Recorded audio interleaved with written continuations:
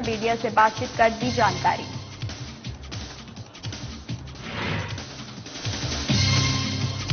दिल्ली में सीएम सुखविंदर सिंह सुक्खू ने की केंद्रीय वित्त मंत्री निर्मला सीतारमण से मुलाकात। कांगड़ा हवाई अड्डे के लिए 400 करोड़ रुपए देने का किया आग्रह।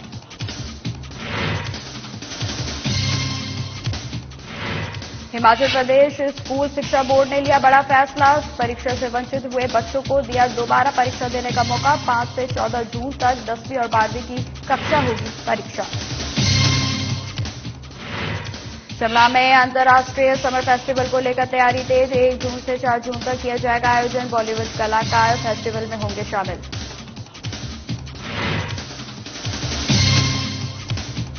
कुल्लू में 7 से 20 जुलाई तक चलेगी ऐतिहासिक श्रीखंड यात्रा। ट्रस्ट की बैठक में लिया गया फैसला। बरसात को देखते हुए यात्रा जल्दी शुरू कराने का फैसला।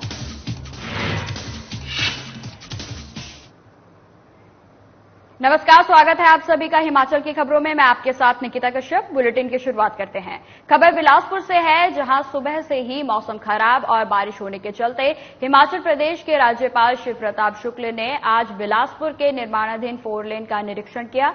जानकारी के मुताबिक राज्यपाल ने 2 दिन के बिलासपुर के दौरे पर हैं, जहां उन्होंने कल बिलासपुर के एमएच और दियोली का दौरा किया था। वहीं पत्रकारों से बातचीत करते हुए राज्यपाल ने कहा कि देश के प्रधानमंत्री नरेंद्र मोदी जल्द ही इस भव्य 4 लेन का लोकार्पण करेंगे। साथ ही उन्होंने कहा कि बहुत ही बढ़िया यह 4 लेन बनकर तैयार हुआ है और तय समावधि में बना है, जिससे श्रद्धालुओं और पर्यटकों को काफी फायदा होने वाला है। इससे उनका समय भी बचेगा और पैसा भी। राज्यपाल ने यह भी बताया कि आज उन्होंने इस भव्य 4 लेन का निरीक्षण किया है। वहीं इस दौरान उन्होंने एनएच के अधिकारियों को भी इसके लिए बधाई दी। मैं समझता हूं कि जितना मैंने देखा है तो मैं ये देख रहा हूं कि भारत सरकार ने हिमाचल के सरकार को बहुत बड़ी उपलब्धि दी है। ये टनल 1 फर्स्ट में 1800 मीटर की जो टनल है, इतनी बड़ी टनल और इतनी खूबसूरती के साथ इन लोगों ने बनाया है। रेलवे और हाईवे ये दोनों मिलकर के जो काम कर रहे हैं, और सबसे बड़ी बात यह कि पहाड़ों के बीच से काट कर करके और हिमाचल को एक अच्छी उपलब्धि देने का जो काम हो रहा है, मुझे प्रसन्नता इस बात की है कि तय समय में ही इस पूरे कार्य को अभी ये कर रहे हैं, जिससे लागत जो बढ़नी चाहिए वो बढ़ नहीं पाएगी, बल्कि उसी में होगी। मुख्यमंत्री ठाकुर सुखविंदर सिंह सुक्खू ने मंगलवार देर शाम नई दिल्ली में केंद्रीय वित्त मंत्री निर्मला सीतारमण से मुलाकात की। उन्होंने केंद्रीय मंत्री से बाहरी सहायता प्राप्त परियोजनाओं के अंतर्गत नए ऋणों पर सीमा लगाने के निर्णय की समीक्षा करने का आग्रह किया। उन्होंने कहा कि इस निर्णय पर पुनर्विचार करने से विभिन्न क्षेत्रों के विकासात्मक गतिविधियों में सहायता मिलेगी। साथ ही बाहरी वित्त पोषण के लिए आर्थिक मामलों के विभाग द्वारा संस्तुत 6 प्रस्तावों के ऋण समझौतों पर हस्ताक्षर करने की प्रक्रिया में तेजी लाने के हस्तक्षेप करने का आग्रह किया गया। वहीं मुख्यमंत्री ने 15वें वित्त आयोग की संस्तुतियों के अनुरूप जिला मंडी में ग्रीनफील्ड हवाई अड्डे के लिए 1000 करोड़ रुपए और कांगड़ा हवाई अड्डे के विस्तार के लिए 400 करोड़ रुपए देने का आग्रह भी किया।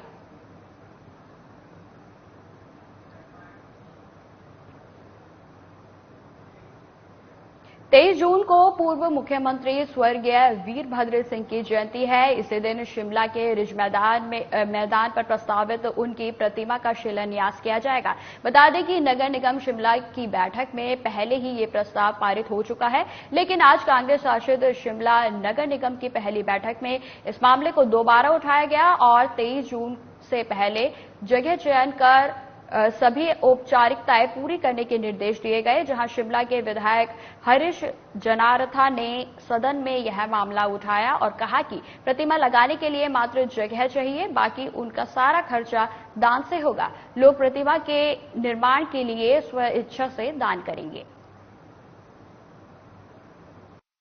प्रस्ताव था, ये पीछे पारित हो गया था हाउस में। हाउस ने हैज एग्रीड के वो अलॉट करेगी एक जगह माल रोड पे और उस पे रिज पे, जहां पे कि माननीय स्वर्गीय राजा वीरभद्र सिंह जी का एक स्टैचू लगना है।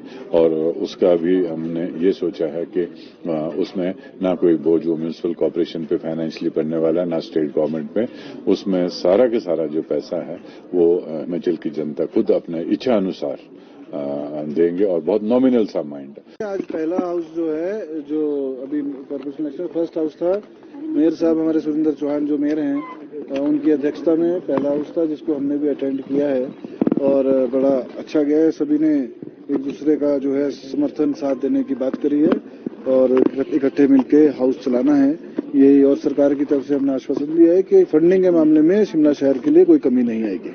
हमारे नए जो चुने नुमाइंदे थे सबको हमने मुबारकबाद भी दी और माननीय हमारे मंत्री अनिरुद्ध सिंह जी भी थे और शिमला शहर के विधायक हरी जनार्था जी भी थे और जो एसोसिएट मेंबर तीसरे विक्रमादित्य जी सिंह थे, उनके साथ मेरी चर्चा हो गई थी। उन्होंने भी इस हाउस में आना था, लेकिन वो दिल्ली में नितिन गडकरी से उनकी बैठक है, इसकी वजह से वो नहीं आ पाए और विस्तृत हमारी चर्चा हुई और बड़े अच्छे माहौल में और अच्छे स्वार्थपूर्ण माहौल में हमारा बैठक हुआ और ये आगे भी जारी रहेगा।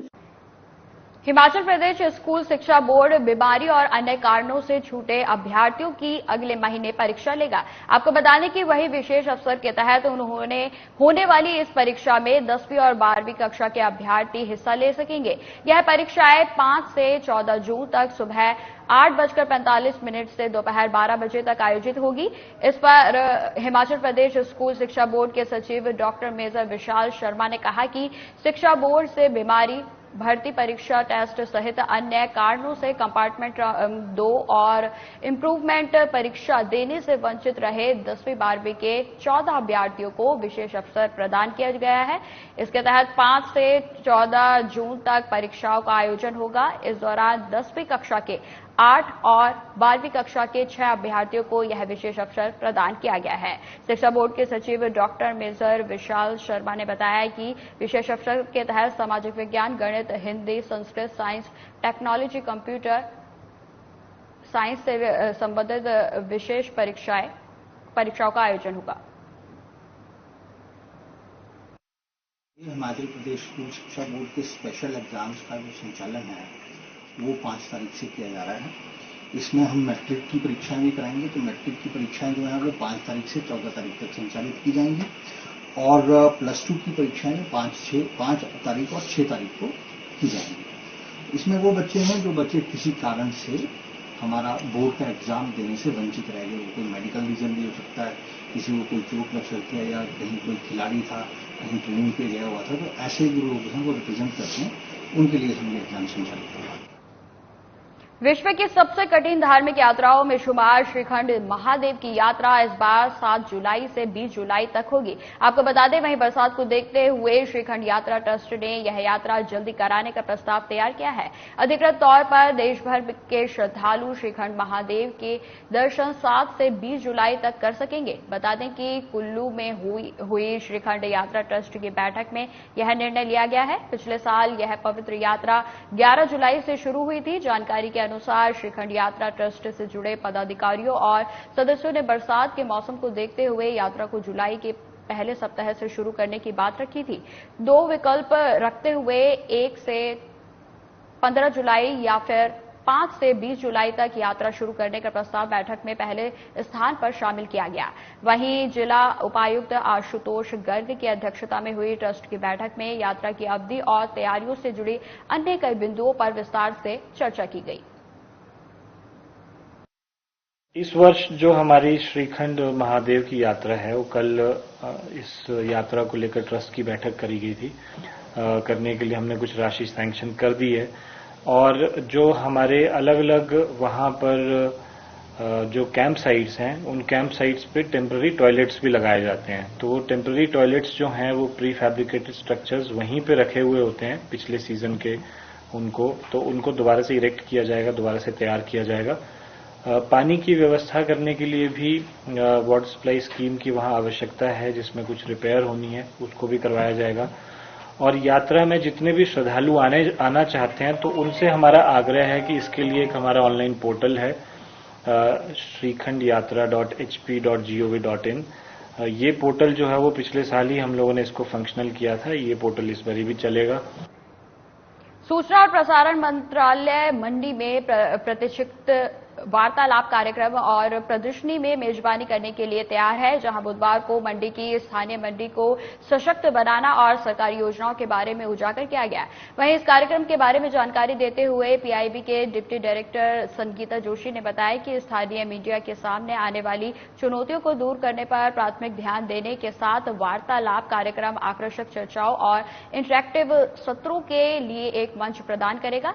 वहीं मीडिया पेशेवर अपने लेखों में सरकार की पहलों को शामिल करने के बारे में मूल्यवान करेंगे। यह सुनिश्चित करते हैं कि जनता इन योजनाओं से बड़े पैमाने पर लाभान्वित हो। यह योजना मीडिया और सरकार के बीच सहयोग को बढ़ावा देगी, एक सुविज्ञ समाज को बढ़ावा देगी और सरकारी कार्यक्रमों में नागरिक की भागीदारी को प्रोत्साहित करेगी। सूचना एवं प्रसारण मंत्रालय की तरफ से हमने ये वार्तालाप का कार्यक्रम हमने यहाँ ऑर्गेनाइज कराया है मंडी में। वार्तालाप का मेन उद्देश्य हमारा ये है कि यहाँ के जो लोकल मीडिया पर्सन हैं, हमारे सब साथी हैं, उनके साथ एक समन्वय बढ़ाना, ताकि हम सरकार की जो स्कीम्स हैं, पॉलिसीज हैं, जिनका एक्चुअल में जो उद्देश्य है वो लोगों तक पहुँचना है, जिनके लिए वो स्कीम बनाई गई है, तो वो काम हमारे मीडिया भाई बंधु से बेहतर कोई नहीं कर सकता। अब खबर शिमला से है, जहां डॉक्टरों के एनपीए बंद होने पर प्रदेश भर के डॉक्टरों में नाराजगी देखी जा रही है। वहीं डेंटल कॉलेज के डॉक्टर भी इसका जमकर विरोध कर रहे हैं। उन्होंने कहा कि एनपीए का बंद होना और अभी तक भी उनका स्टाइपेंड नहीं बढ़ाना दोहरी मार है। हिमाचल प्रदेश के सरकारी दंत महाविद्यालय के छात्र अपने स्टाइपेंड को लेकर भी चिंतित हैं। बता दें कि हर महीने सरकारी कॉलेज से एमबीबीएस और बीडीएस करने वाले छात्रों को सरकार द्वारा इंटर्नशिप में स्टाइपेंड दिया जाता है, लेकिन पिछले साल एक नोटिफिकेशन के अनुसार एमबीबीएस छात्रों के स्टाइपेंड में वृद्धि की गई थी, जब उनका स्टाइपेंड 17,000 से बढ़ाकर 20,000 कर दिया गया था। उस नोटिफिकेशन में बीडीएस छात्रों का जिक्र ही नहीं किया गया।